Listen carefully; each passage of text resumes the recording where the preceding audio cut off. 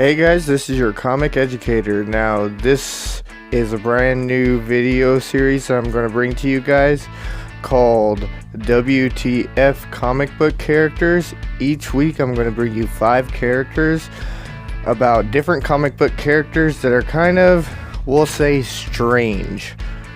Our characters that I'm going to cover are going to have either weird powers themselves or weird backstories that go along with the character. So let's go ahead and jump right into my first top 5 WTF comic book characters.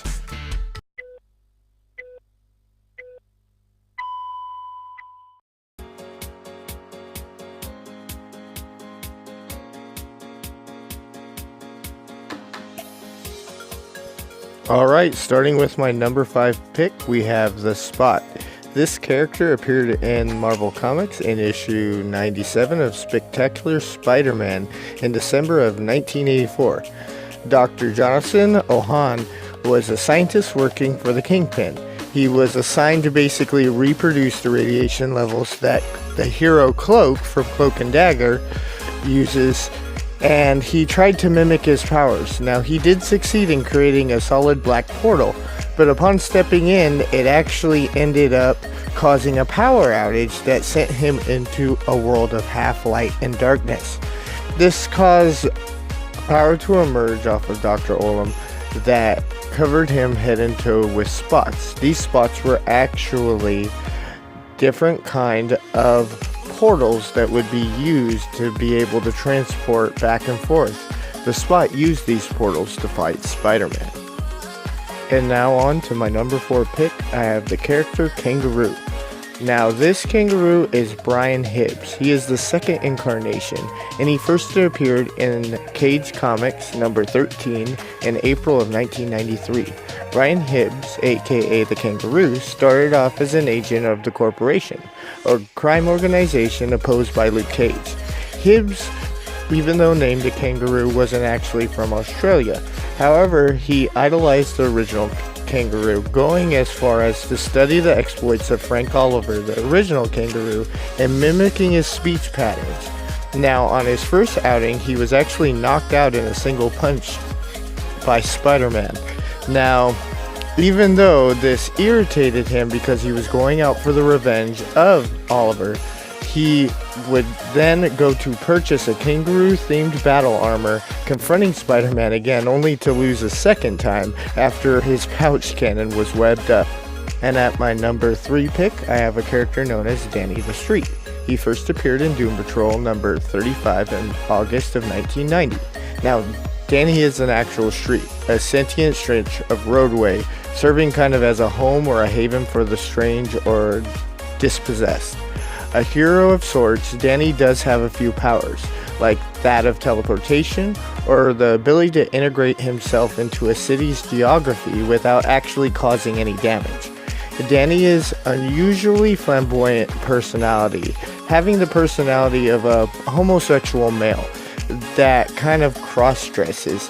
This is displayed by Danny's typical masculine stores like gun shops or sporting goods stores being decorated with a frilly pink curtain or lace.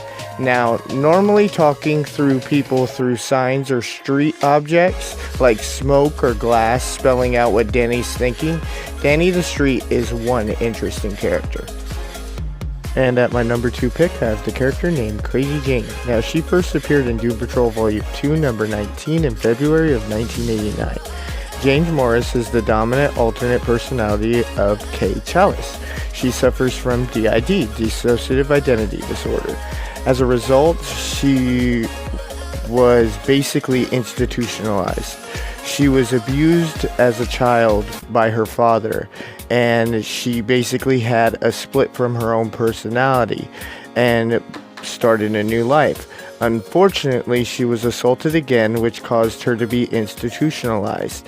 Now, while institutionalized, she ended up with 64 prominent different personalities. Now, after being exposed to a gene bomb that was set off by the Dominators, all these 64 personalities ended up with their own individual superpower. Now, some of these personalities are characters like Black Annis, who has retractable claws, or Flint, who can teleport. And there's even a character named Scarlet Harlot, who is a nymphomaniac with the power to create different ectoplasmic projections. Or even the character known as Sun Daddy, which is a giant figure with a sun for a head that could throw fireballs. And finally, at my number 1 pick, I have the character known as Pink Pearl. She first appeared in issue number 22 of Alpha Flight in May of 1985. Pearl Gross is the human member of a circus troupe. Now, Pearl decided that she was going to become a terrorist and take out the circus. Not only that, but she was going to set a bomb for the Prime Minister of Canada and for the President of the United States. Now, she was an extremely large woman. Her obesity lets her actually have above average strength and durability. Now, the characters North Star and Aurora were the ones that discovered her from the Team Alpha Flight and were able to stop her plan. Now, in my personal opinion, this character was only made for shock value, basically used as a joke to make fun of obesity. And personally, I could not see anything endearing about this character or anything positive about this character. And personally, that is why my number 1 WTF comic character of this week. Because basically the character was made solely to make fun of obesity. While some of these characters are very funny, some of my WTF characters are going to be made or used to make fun of certain groups, which isn't right. But I just want to point out that this isn't my creation, isn't my opinion. That is exactly why this character is a WTF character. I don't know why it even exists, but I just want you guys to remember to keep reading, dreaming, and imagining. And if you liked my video, please remember to like and subscribe. I'll see you guys next week. Like and subscribe to my Uncle Kyle's video. Subscribe to the video.